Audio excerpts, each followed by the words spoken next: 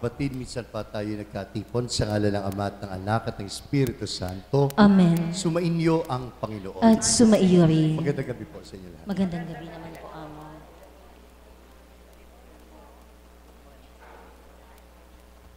Ang Diyos ay tunay na lagi ang maasahan, malalapitan.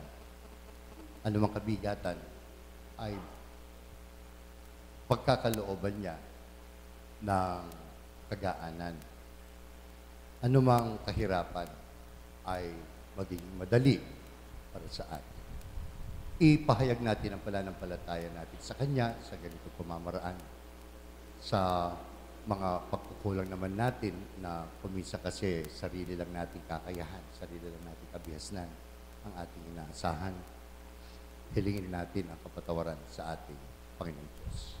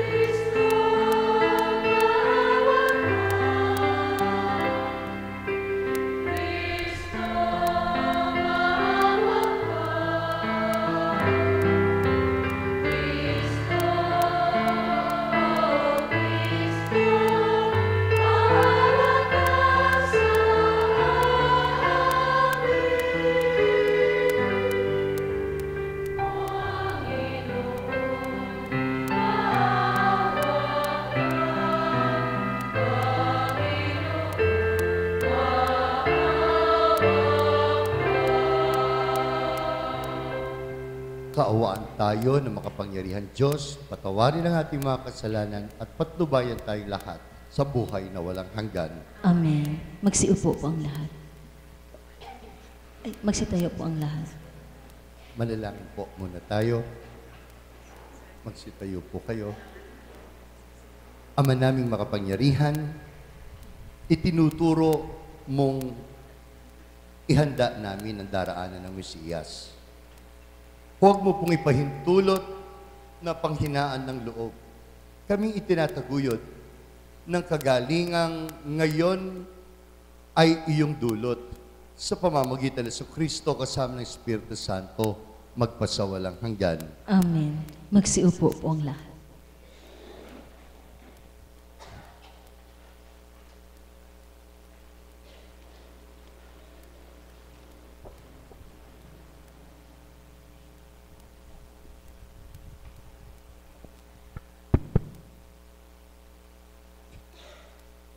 Pagbasa mula sa aklat ni Propeta Isaias. Saan ninyo ngayon ipaparis ang Diyos? Siya'y kanino itutulad? Tumingin kayo sa sangkalangitan. Sino ba ang lumikha ng mga bituin? Sino ba ang sa kanila'y nagpapakilos at isa-isang tumatawag sa kanilang pangalan? Dahil sa kanyang kapangyarihan, may wala siyang nakaligtaan. Israel, ikaw ay nagrereklamo na tila di alintana ng Panginoon ang kabalisahan mo. At tila di pansin ang iyong kaapihan. Di ba ninyo alam, di ba ninyo talos, na itong Panginoon ang walang hanggang Diyos? Siya ang lumikha ng buong daigdig. Hindi siya napapagod. Sa isipan niya'y walang makatatarok. Ang mga mahina't napapagal ay pinalalakas. Kahit kabataan ay napapagod at nanlulupaypay. Ngunit ang nagtitiwala sa Panginoon ay magpapanibagong sigla. Ang lakas nila'y matutulad sa walang pagod na pakpak ng agila. Sila'y tatakbo ng tatakbo, ngunit di manghihina. Lalakad ng lalakad, ngunit hindi mapapagod. Ang salita ng Diyos. Salamat sa Diyos. Salmong tugunan ang itutugon po natin. Panginooy papurihan, abakong sariling buhay. Ulitin po Panginooy papurihan, abakong sariling buhay. Panginooy papurihan, purihin mo, kaluluwa, ang pangalan niyang banal, purihin mo sa tuwina. Ika'y aking kaluluwa, ang Diyos ay papurihan, at huwag mong lilimutin yaong kaniyang kabutihan. Tugon. Panginooy papurihan, abakong sariling buhay. Ang lahat kong kasalanay, siya ang nagpapatawad. Ang anumang aking sakit, ginagamot niyang lahat. Sa bingit ng kamatayan, ako ay inililigtas at pinagpapala ako sa pag-ibig niya't habag. Tugon. Panginooy papurihan, abakong sariling buhay. Panginooy papurihan, abakong sariling buhay. Kay ganda ng kalooban, mahabagin itong Diyos. Kung magalit ay banayad, kung umibig na may lubos, kung siya ay magparusa, di katumbas ng pagsuway, di na tayo sisingilin sa nagawang kasalanan. Tugon. Panginooy papurihan, abakong sariling buhay. Magsitayo po ang lahat.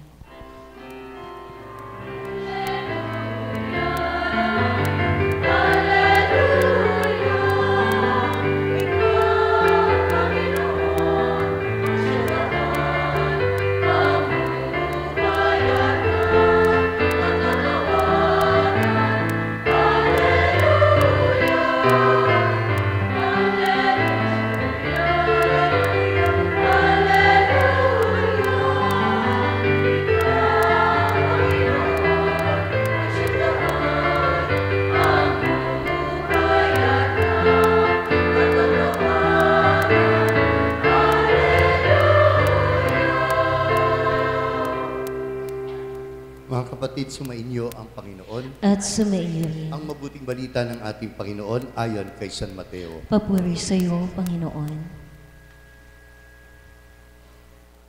Noong panahong iyon, sinabi ni Jesus, "Lumapit kayo sa akin, kayong lahat na napapagal at nabibigatan sa inyong pasanin. At kayo'y pagpapahingahin ko. Pasanin ninyo ang aking pamatok at mag-aral kayo sa akin. Ako'y maamo at mababang loob. At makasusupong kayo ng kapahingahan para sa inyong kaluluwa. Sapagkat maginhawang dalhin ang aking pamatok at magaan ang pasaning ibibigay ko sa inyo." Ang mabuting balita ng ating Panginoon. Pinupuri ka namin, Panginoong Hesukristo. Magsiupo po ang lahat.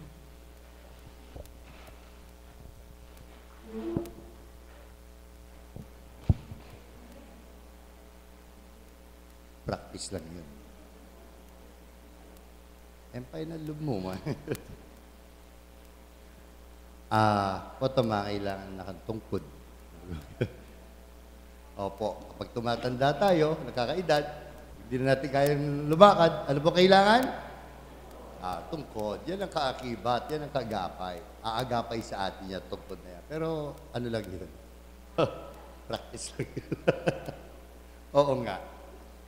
Kadalasan kapag may kailangan tayo, kapag nangangailangan tayo, kasiguraduhan, mayroong isang bagay o mayroong isang tao na ating tunay na kakailanganin o lalapitan upang ipagkaloob niya ang ating kahilingan. King Kapampangan, tegawan, ingaos tamo.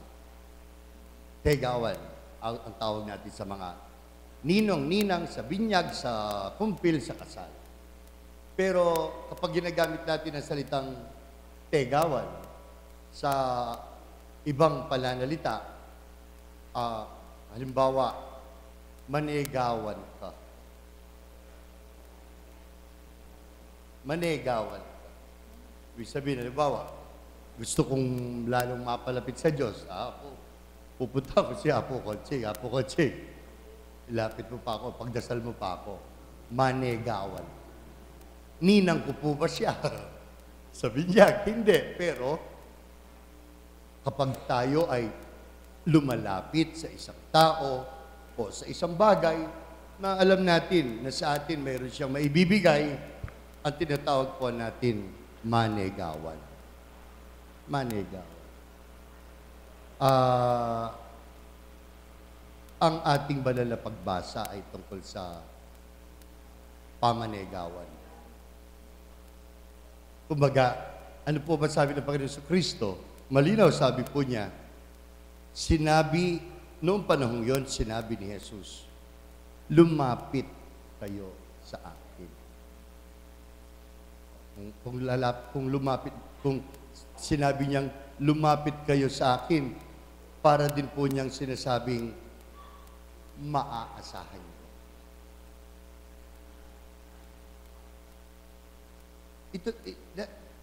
It's a simple, it's a simple word, but a huge gesture. Isang simple pananalita, pero napakalaking, tawag ito, yung pagpapahayag na ang Panginoon Kristo lumabas sa kanyang bibig, lapitan niyo. Lapitan niyo. Kailan? Kailan daw po natin lapitan ng Panginoong Kristo? Kapag maginhawa ang buhay? Hindi. Kapag puno ito ng kapagalan. Kapag napapagal tayo. Kapag nahihirapan tayo. Kapag nabibigatan tayo. Napakasarap pakinggan.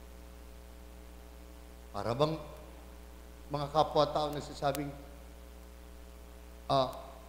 halimbawa po, yung i-text mo lang yung isang tao, among nano pong asaw po. Iti-text mo lang siya, ano po, kumusta? Tapos ang sagot, among, ano pong maitutulong? Ang galing. Ang Panginoon Kristo ang nagsabi sa ating banal na pagbasa na siya ay tunay nating maaasahan, na siya ay tunay na sa ating gagabay, na siya tunay na sa atin magbibigay ng liwanag, na siya para sa atin ay tunay na magdadala sa atin sa isang buhay na dapat nating paroonan at kalagyan. Ano po ang tawag natin sa mga ito? Ninong, ninang. Ninong sa binyag, ninong sa kumpil, ninong sa kasal, ninang sa mga ito. Hindi po ba ito ang trabaho ng mga ninong at mga ninang? Gumagabay, lalo na sa oras ng kabigatan o pagkalito. Ipagpatuloy po natin ang paglapit sa ating Panginoon. Bakit? Sinasabi po niya, napakasimple lang ng puntong ipinapaabot niya at ipinapabaon sa atin ngayong Miyerkules ng ikalawang linggo ng panahon ng Adbyento. Si Jesus ay lapitan. Makakakita ka ng kaginhawaan. Hindi ka pabibigatan. Si Jesus ay lapitan. Pagkalapit po natin sa Kanya, ano po makikita natin? Ano po makakamit natin? Kaginhawaan. Sabi na kasi malino dinanda kayong kapaldanan. At uling may dinanda kapaldanan, kasiguraduhan po. At sabi niya, ang pamatok po, ang aking pasanin ay hindi mabigat. Ang aking pasanin ay magaan. So, ibig sabihin, hindi niya tayo pabibigatan. Kundi, gagawin niya itong magaan. Paggaan ako magpapagaan sa inyo. Ugaliin, actually, ugali na po natin Ugali na natin na lumalapit. Ang isang classmate ko po, nung high school, nakwento ko na po yata, kung ako, 48 pa lang, pero mukhang 55, siya, mukhang, ay, matuwa na itsura. May katsura. Kinuwento po niya, meron siya 3 anak, siya yung bumibit-bit sa buong pamilya niya. Sabi ko po ang mahirap pa po, lang lapitan niya ako, tinanong niya, among ninumoya ako nga naro, iloko. Ang isa pong ayaw kung tinatanong sa akin yun, yung sino ako, yung anong pangalan niya. Eh ako po, mahina sa pangalan eh. Memorya ko, ang dami ko pong memorya, pero sa mga pangalan, Diyos ko, manamana yata. Yung bang bago mo tawagin ng isang pangalan, matatawag mo na lahat. Wala mo, yapo coaching. Ori pa siya makahingima. Bayo may itang bunso yung buri mo nga usan, ayaw may pa'y panganing. Kung naman ang pangalan yung gusto mo tawagin, tatawagin mo mula bunso. Yung ganun ba bago tumatong sa panganay. Nanukumolag yun, ana. O ginuko, o tanggama ka na, anong kaya itsuran? Niya katsura. Nabiro lang po yun. Ang tanda ng mukha. Sinalaysay po niya, ang buhay niya. Sabi ko sa sarili ko, habang sinasalaysay niya yung buhay niya, nuko, kapatid na ako sa sarili ko, ninong sinabing, ikang dili, bitbitan mo ikang dili, bubot mo ngayon. Sinong may sabing, bitbitin mong mag-isa, ang pasanin niyan? Ang Panginoong Jesucristo mismo ang nagsabi sa atin ngayon sa banal na pagbasa, sa oras ng mga problema, sa oras ng mga pasanin, sa oras ng mabibigat sa buhay, lapitan niyo ko. Hindi, yun po problema eh. Yun ang problema. Yung, ang dami nating nilalapitan, tama. Pero, sino yung pinakauna? Yun ang pinag-uusapan. Ang problema nga po sinasabi ko kanina, the last resort would be Jesus. Yung pinakahuling paraan, pinakahuling lalapitan, ang Panginoon Jesucristo. Ang sabi ko po kanina, ugali na po natin. Ugali na natin ang lumalapit in a different perspective and forms of expression of it as we, halimbawa po, ibig sabihin, gusto po natin magpunta ng Candaba o kaya gusto po natin magpunta ng Baliwag. Wala po tayong sasakyan. Magko-commute po tayo, pampasada. Ano po sasakyan natin? Tricycle. Alam mo ba ang kalidad ng nagtatricycle? Alam mo bang kumpleto ang tulog niya? Alam mo bang hindi pa siya natutulog? Alam mo ba siyang gutom na? Alam mo bang busog siya o gutom siya? Alam mo bang may problema siya o meron ba o wala? Ang sinasabi ko lang po, bakit pinapaubaya mo sarili mo sa kanya? Hindi po ba? Isang pagpapaubaya yun eh. Isang paglapit yun. O kaya po, kumakain tayo sa labas, hindi naman po natin alam mo, kilala yung nagluto. Alam po ba natin yung mantikang ginagamit nila? Pagpapaubaya sa kalusugan natin. O kaya po, may sakit tayo. No?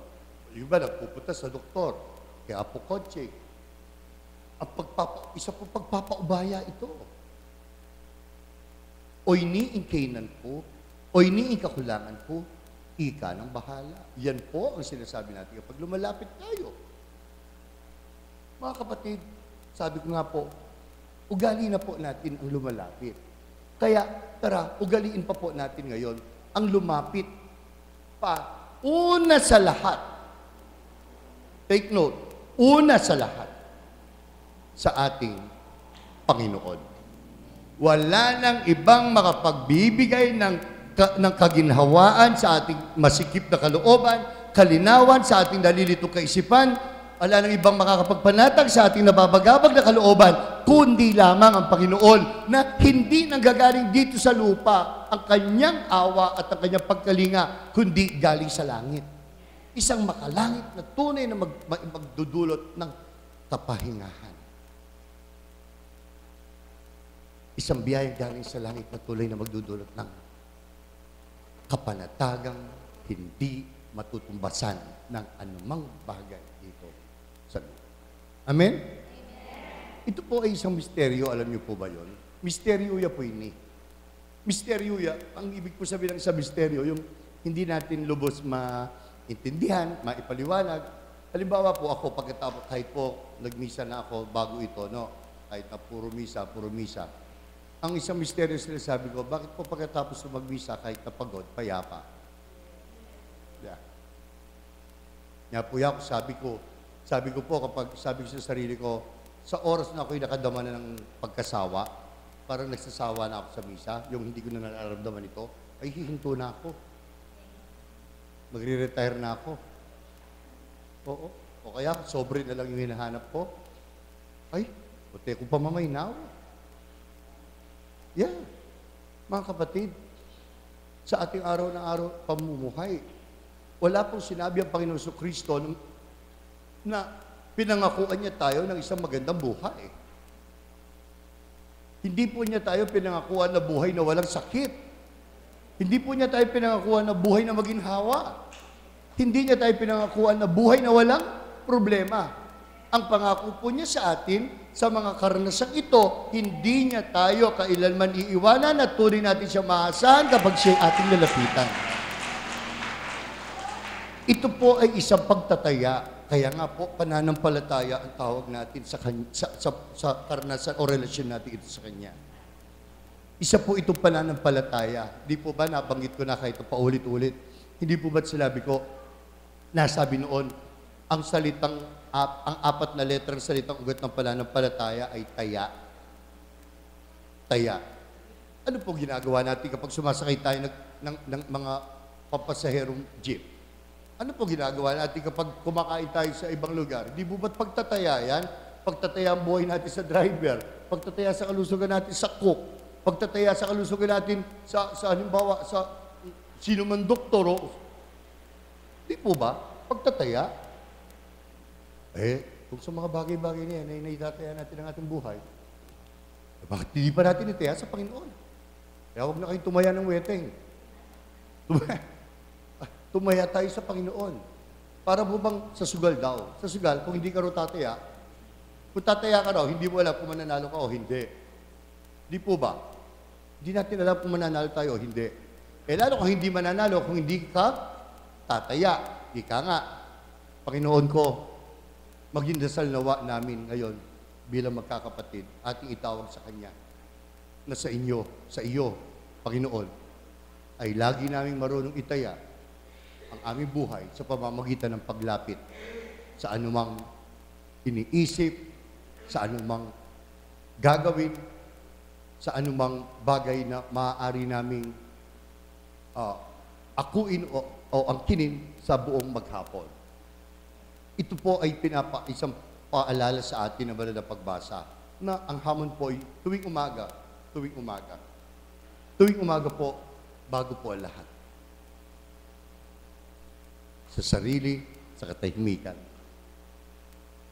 Una po nating dapat lapitan. Hindi ang suklay, hindi ang toothbrush, hindi ang pampaganda, hindi ang ano paman, una nating lapitan ang Panginoong Jesucristo. Ang Panginoong Jesucristo na anuman ang alalahanin sa buong maghapon, sinisiguro po niya kayo sa pamamagitan ng ating banal na pagbasa sa patnubay, paggabay, pagpapalakas, pagpapagaling ng Espiritu niyang banal.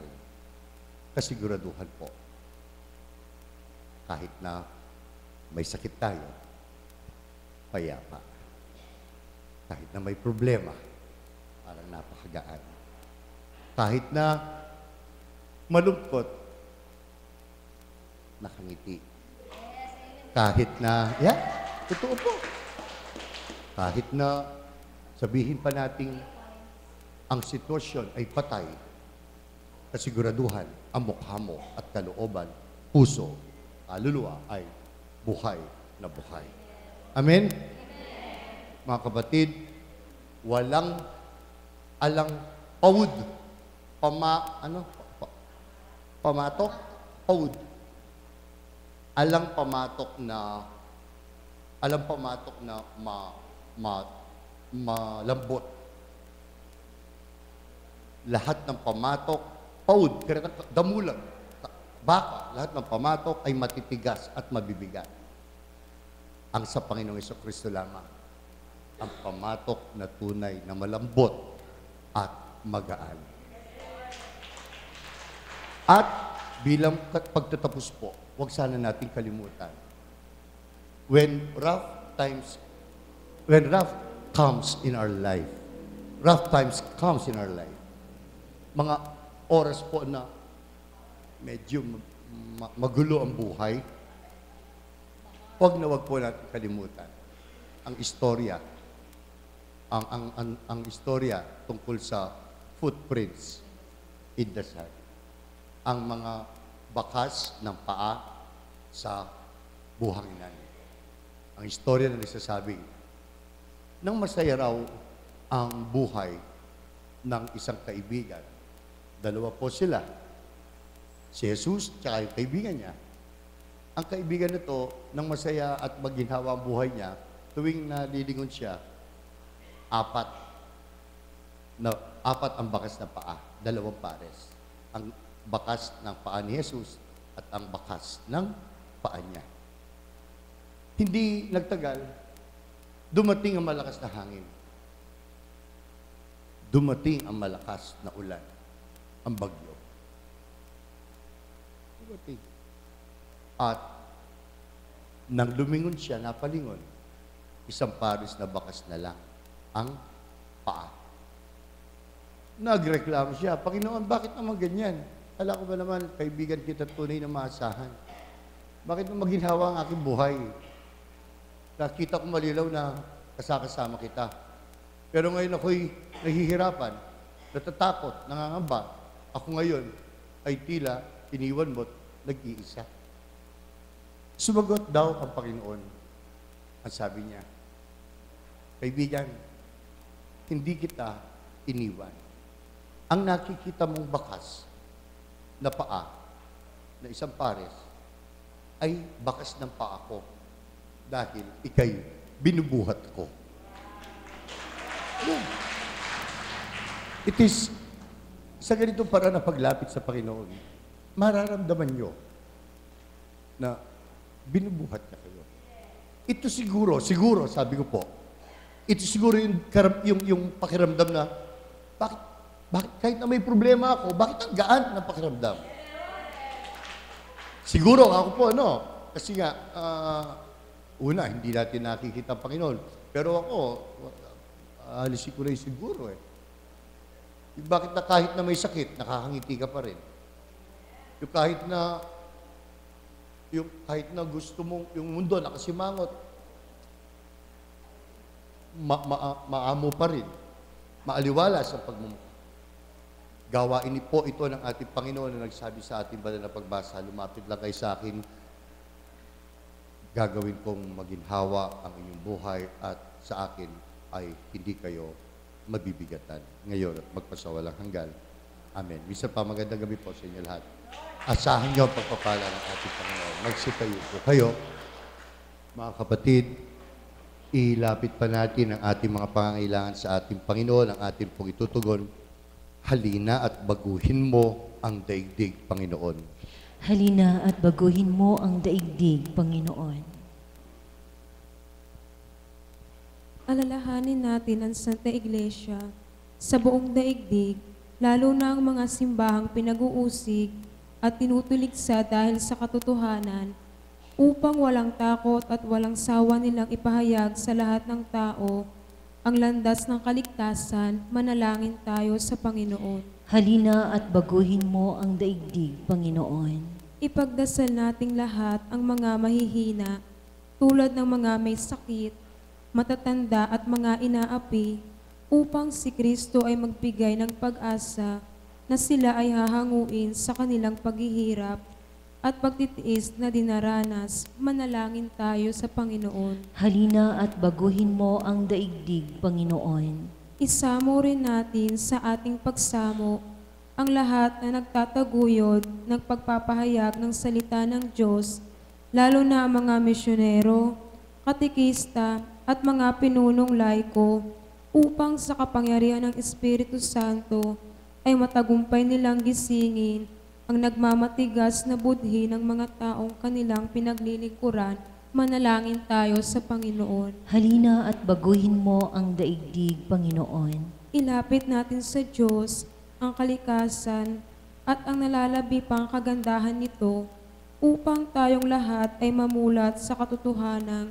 Ang lahat ng bagay sa daigdig ay kaloob ng Diyos upang linangin at hindi upang wasakin. Manalangin tayo sa Panginoon. Halina at baguhin mo ang daigdig, Panginoon. Ilapit nyo na ngayon ang inyong sarili pangangailangan sa ating Panginoon.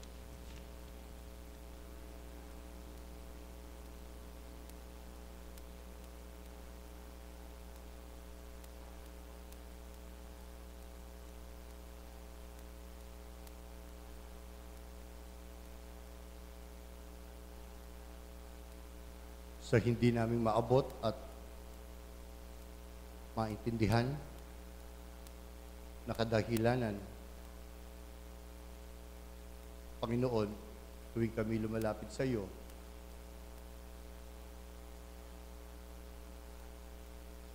nagiging magaan, hindi kami nawawala ng pag-asa kailanman. Ito nga ang katotohanan ng iyong pag-iral sa amin bilang aming Diyos na buhay ngayon sa aming gumagabay at magpasawalang hanggan. Amen. Amen. Magsiupo po ang lahat.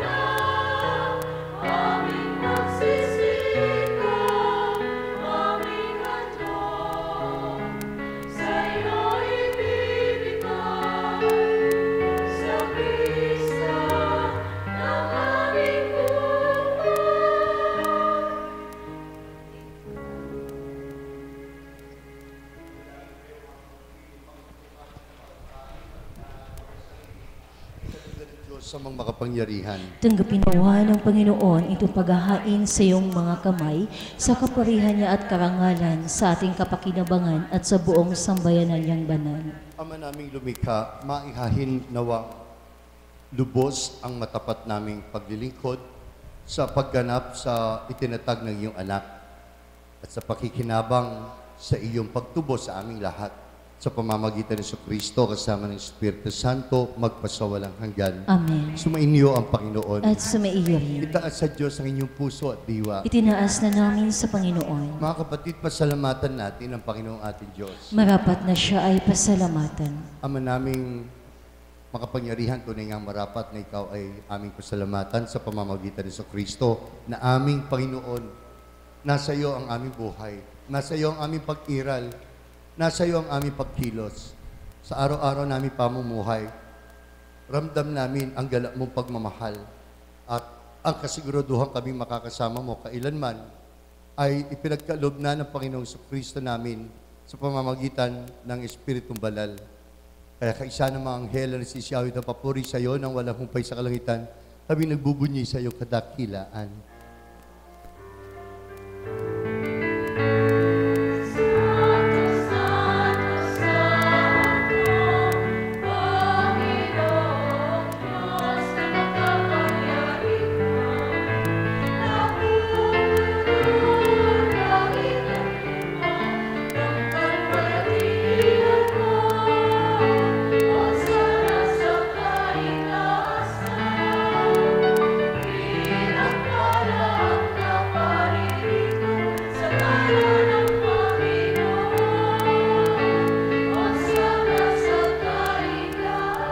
Magsiluhod bang lahat? Ama naming banal, ikaw ang bukal ng talang kabanalan. Sa pamamagitan ng iyong Espiritu, gawin mo pong banal ang mga kaloob na ito upang para sa aming mga anak mo ay maging katawan at dugo ng aming Panginoong Jesucristo. Bago niya pinagtiis ang kusang loob na maging handog, hinawakan niya ang tinapay, pinasalamatan kanya, Ama. Pinaghati-hati niya iyon at iniabot sa kanyang mga alagad at sinabi, tanggapin ninyong lahat ito at kanin. Ito ang aking katawan na ihahandog para sa inyo.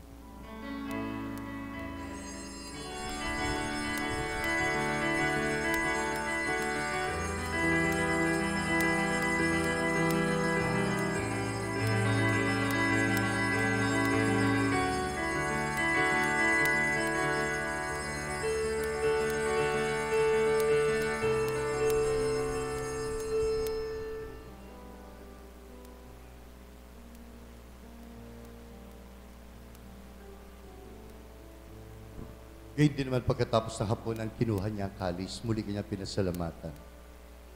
Ibinigay ang kalis sa kanyang mga alagad at sinabi, tanggapin ninyo lahat ito at inumin.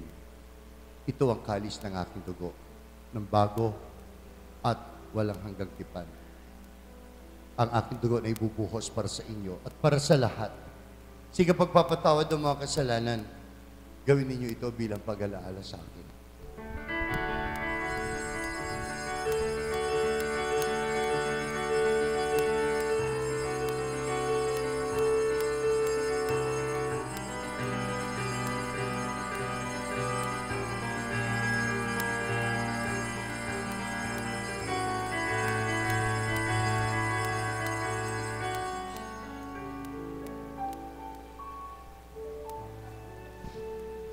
Ang misteryo ng ating pananampalataya. Sa krus mo at nagabuhay, kami nagbuhos ng tunay.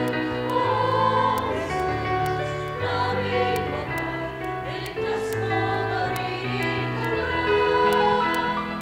O Jesus, naming mahal, ngayon at magpakailanman. Pakiyuko po ang iyong ulo. Ipagpatuloy ang pagninilay sa ating pananampalataya sa ating Panginoon.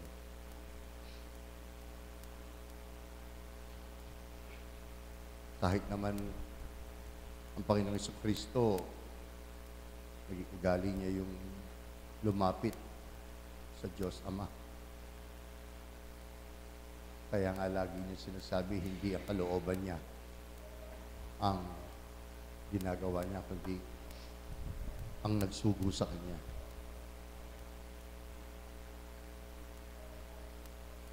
Kahit naman ang Panginoong Jesucristo,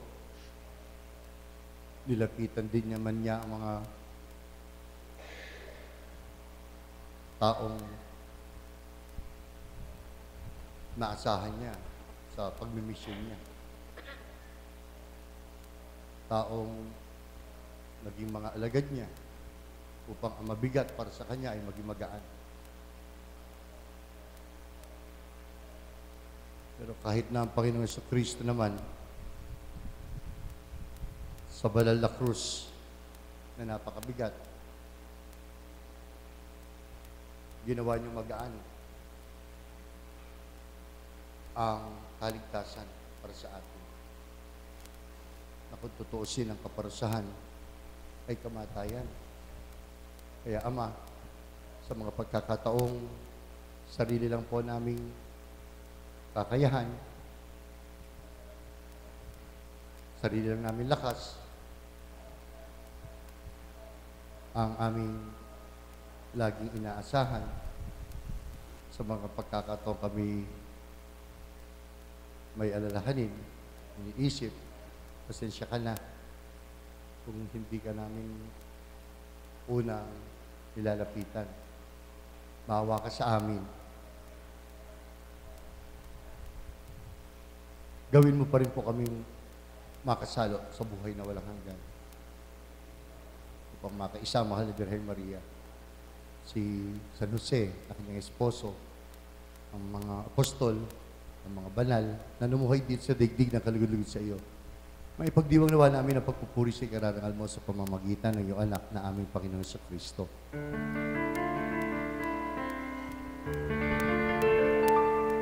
Sa pamamagitan ni Kristo, kasama niya at sa Kanya, ang lahat ng parangal at papuri ay sa iyo, Diyos Ama, makapangyarihan, kasama ng Espiritu Santo,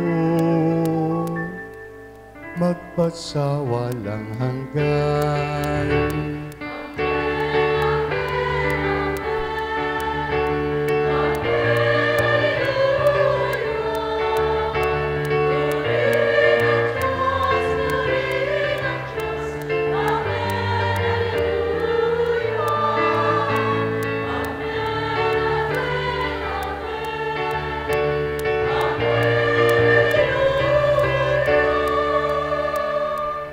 Sambahin pa natin ang kanyang ngalan sa pamamagitan ng dasal na itinuro ng Panginoon Jesucristo.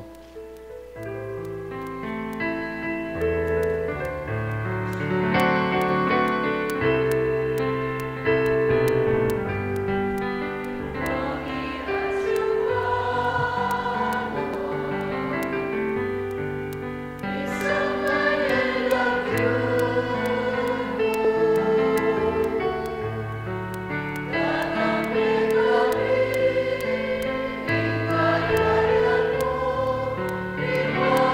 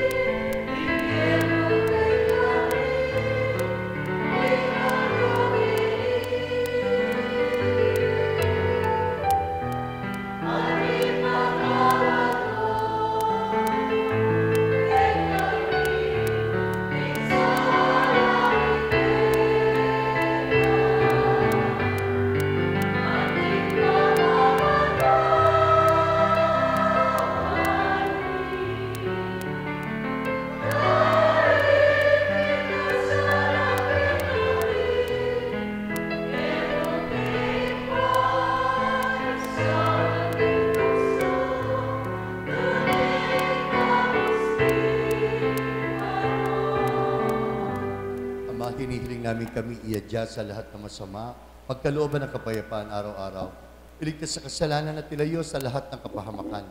Samantalang aming pinananabikan ang dakilang araw ng pagpapahayag ng tagapagligtas namin si Jesucristo.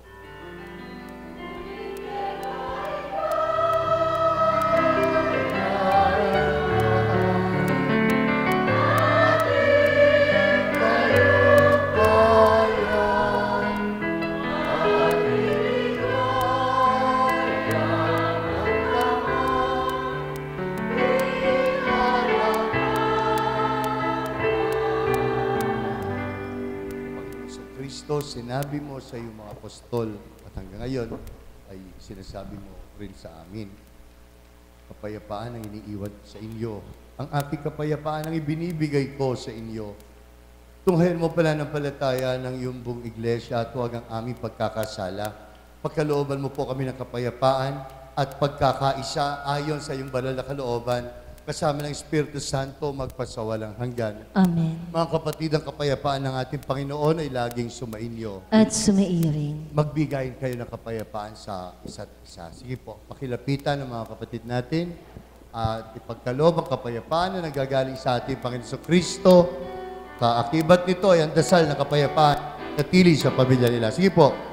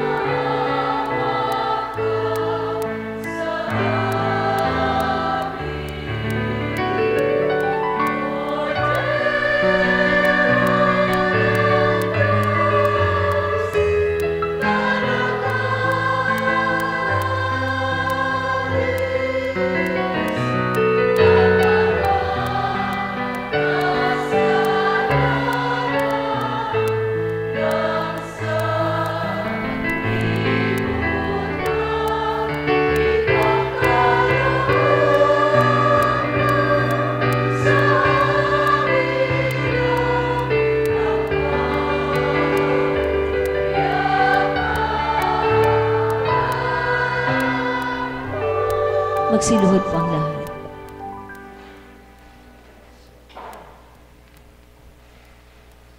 Mga kapatid,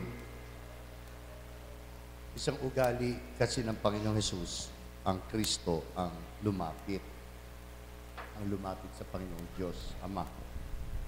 Kaya ganito na lamang ang sabi niya na lumapit tayo sa Kanya. Dahil sa pamamagitan niya, mailalapit nga naman niya ang mga kahilingan natin, pangailangan sa Diyos Ama. Ngayon, sa tulong ng Espiritong Banal na nasa atin, na nananahan sa atin, ay maging ugali din naman nawa natin ang paglapit sa Kanya. Panginoon, Panginoon, hindi ako karapat-dapat na magpatuloy sa iyo, ngunit sa isang salita mo lamang ay gagaling na ako. ang katawan at dugo ng Panginoon sa Kristo magdadala sa atin sa buhay na walang hanggan. Amen.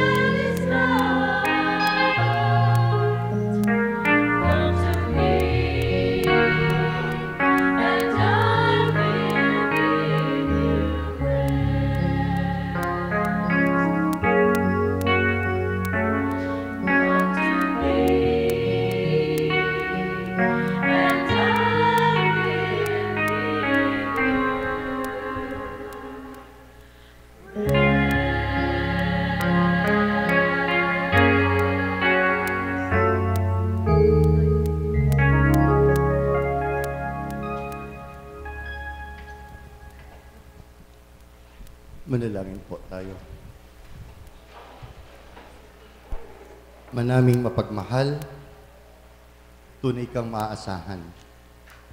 Naway sa banal na pakikinabang na aming tinanggap, ay tunay na madama namin araw-araw ang kaginhawaan, kapangingahan ng aming mga kaluluwa, ng aming pagkatao. Ano man ang aming sabihin at gawin ay mangyari lahat sa iyong banal na kalooban. Hinihiling namin ito sa pamamagitan ni Kristo kasama ng Espiritu Santo magpasawalang hanggan. Amen. Sumainyo ang Panginoon. At sumaiyo. Mga kapatid, tanggapin niyo ang pagpapala ng Diyos Ama, ng Diyos Anak, at ng Diyos Espiritu Santo. Amen. Ang ating banalawin na humayo kayo sa kapayapaan. Salamat, Salamat sa Diyos. Salamat po sa inyo lahat. Salamat.